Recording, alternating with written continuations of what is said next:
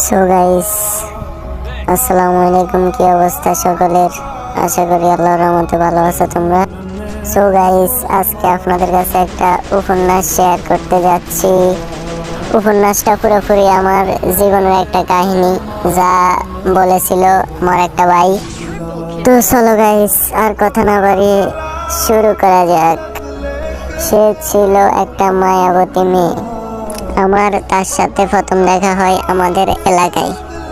সে আমাদের এলাকায় তার বান্ধবীদের সাথে তার বান্ধবীদের বাসায় আসে। আমি তাকে প্রথম দেখাতেই তার মায়ায় পড়ে যাই। আমি কখনো বিশ্বাস করতে পারি নাই মায়া জিনিসটা এত ভয়ঙ্কর।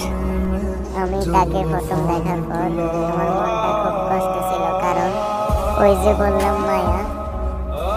যাই হোক, ওকে দেখার পর আমার খাওয়া দাওয়া সব বন্ধ হয়ে যায়।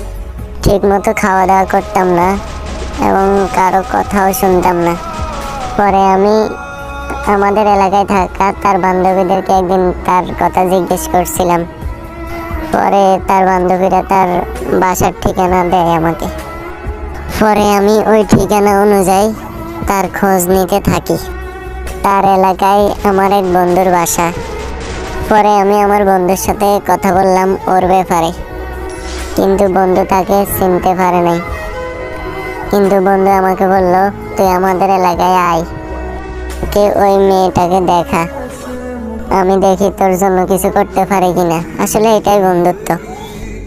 কিছুদিন পর আমি বন্ধুর এলাকায় যাই বিকেল বেলায়।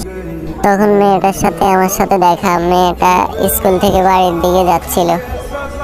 পরে আমি বন্ধুকে দেখালাম ওই মেয়েটাকে। তারপর বন্ধু ওকে চিনতে পারে। চিনতে পেরে ওর ব্যাপারে আমাকে সবকিছু খুলে বলে।